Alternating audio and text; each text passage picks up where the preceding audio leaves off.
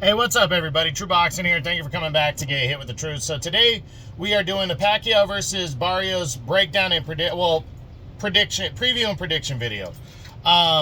It's a mini breakdown because we're only days away from the fight. So usually I like to do my breakdown videos a couple weeks out at least. But I just got back last week. I hope you enjoyed the videos that I put out. I do have one for the Usyk-Dubois rematch out right now. So check that out. But this is on the Pacquiao and Barrios WBC welterweight title fight that takes place this Saturday, July 19th on, I think it's on Amazon Prime pay-per-view.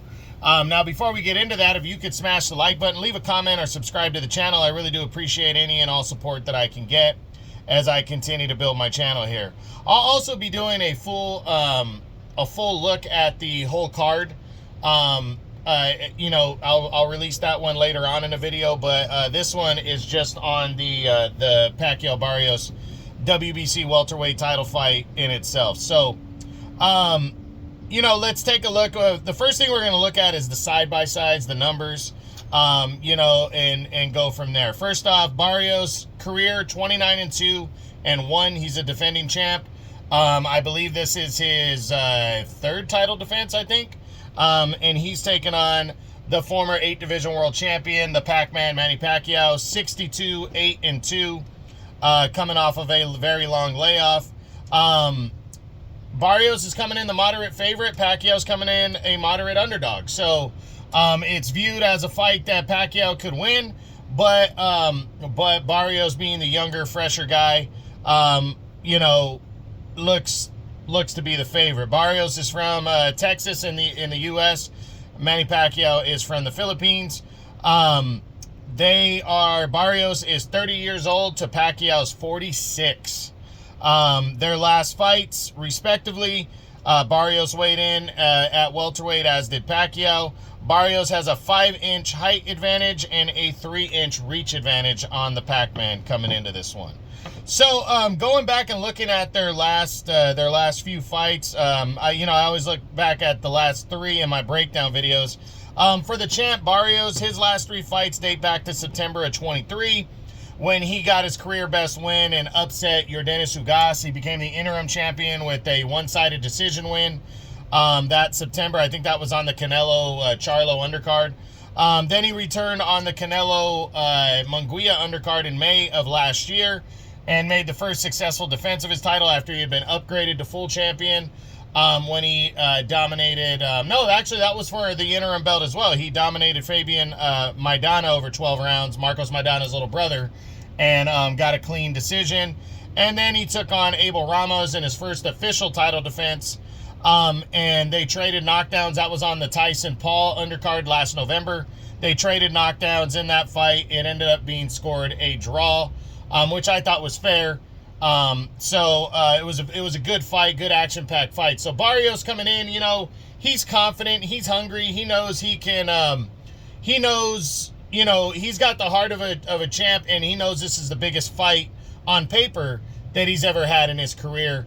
In terms of the biggest name, he's fighting a living legend. So, I think he's coming into this fight hungry. I think he wants to really impress and make a name for himself. Like that extra big name, the Pacquiao beater kind of deal, and prove that he is, one of the top guys in the division. Especially, it's a division that can be taken over, and if he gets the win over Pacquiao, that's going to probably shoot him up to like the #1 spot. Not because he beat Pacquiao, but because Boots Ennis gave up his 2 belts already and moved up in weight, moved up to 154. So he doesn't have to worry about that guy. We know Brian Norman Jr. is the other champ that is threatening, but Barrios can really build his legacy here, especially with other PBC guys and other fighters moving up to 147, and the PBC working with Riyadh season as well. So a lot of moving pieces that can lead to bigger fights if Barrios gets the victory here. Now, the Pac-Man, Manny Pacquiao, the former 8 division world champ. His last 3 fights actually date back to 2021 when he fought Yordenis Ugas and lost, as I think he was technically challenging Ugas for the WBA title, or it was vice versa. I can't remember who the super champ was coming into that one, but Ugas outgunned him, outworked him, got a clean unanimous decision. And then he's fought a couple fights recent. He fought a 6-round decision win over, over a guy named DKU back in 2022 and got a 6-round unanimous decision. And then he took on a guy named Rukia Ampo and got a 3-round draw back in July of last year, 2024. So the one thing we can say is he is keeping himself in shape for boxing, for fighting. But man, being this long out of the ring, he didn't look good in those last couple performances. Actually, didn't look good against Ugas either. I really don't want to compare the Ugas fights, even though they were about, 13 months difference, I think, in between the fights. Is that right?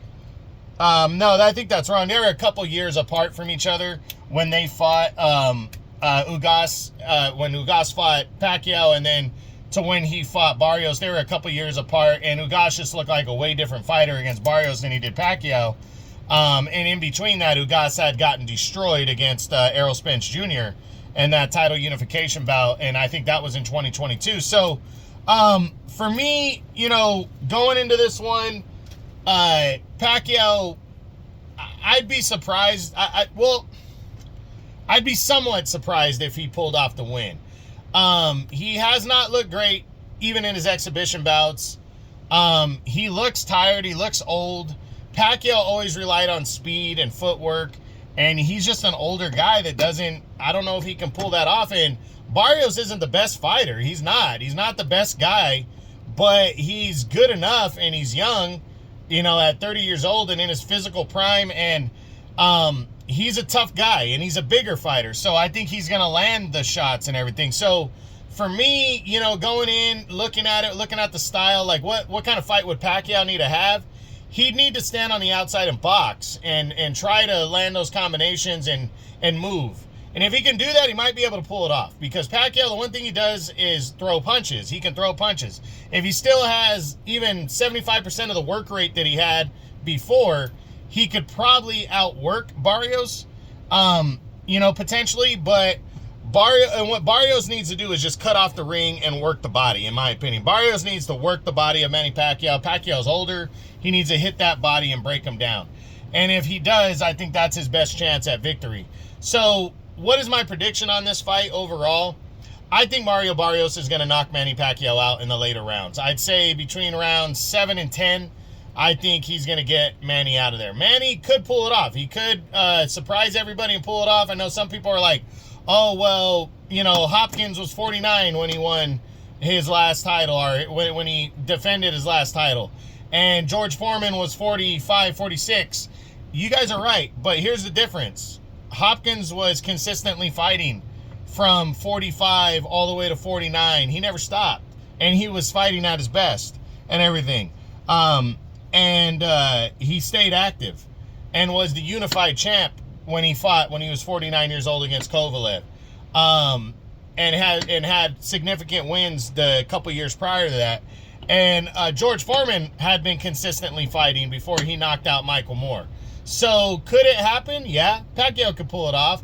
But how likely is it? I'd say on a scale of 1 to 10, I'd say Pacquiao's got about a 3 or 4 in terms of chances to win. So I'd give him about, we're talking percentages, I'd give him about a 30-40% chance of winning this fight.